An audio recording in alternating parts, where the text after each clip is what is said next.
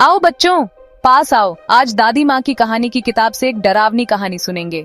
एक सुंदर सा गांव था जहाँ एक 90 साल की दादी माँ रहती थीं। हर रोज बच्चे उनसे कहानी सुनाने की जिद करते और वो खुशी खुशी बच्चों को अद्भुत और रहस्यमयी कहानियां सुनाती।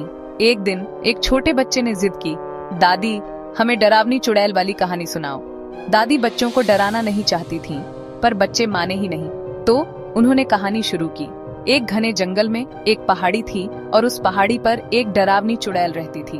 पहाड़ी के खंडहर में चुड़ैल ने अपना खजाना छुपा रखा था, हीरे, मोती, जवाहरात और ढेर सारे कीमती गहने।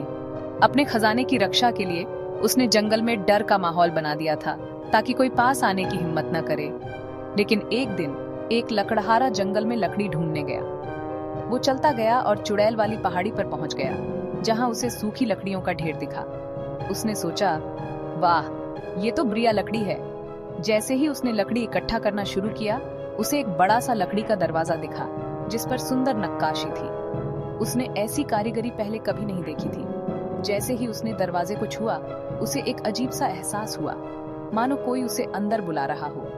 एक ट्रांस में लकड़हारा खंडहर में चला गया और अंदर का नजारा देखकर दंग रह गया। सोने के सिक्कों, रत्नों और अनगिनत खजाने से भरे बर्तन।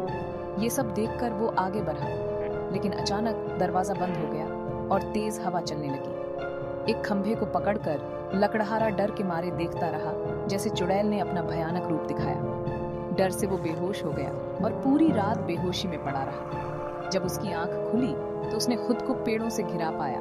खंडहर कहीं नहीं दिख रहा था। घबराहट में उसने अपनी जेब चेक की और उसे एक सोने का सिक्का मिला। जिंदा बचने की खुशी और नए मिले धन के साथ वो बिना लकड़ी के अपने गांव लौट आया। उसने जो कुछ हुआ था वो अपने परिवार को उत्साह से बताया, लेकिन उसे बहुत धक्का लगा कि किसी ने कोई प्रतिक्रिया नहीं दी। उसे एहसास हुआ कि वो बोल तो रहा है, पर कोई उसे सुन नहीं रहा। जब उसने अपना मुंह धोने की कोशिश की तो वो पानी को छू ही नहीं पाया।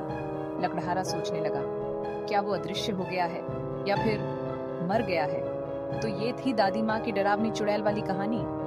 याद रखना, कभी कभी सबसे डरावनी कहानियां वो होती हैं जो आपको असलियत पर सवाल उठाने पर मजबूर कर देती है। अच्छे सपने देखो बच्चों।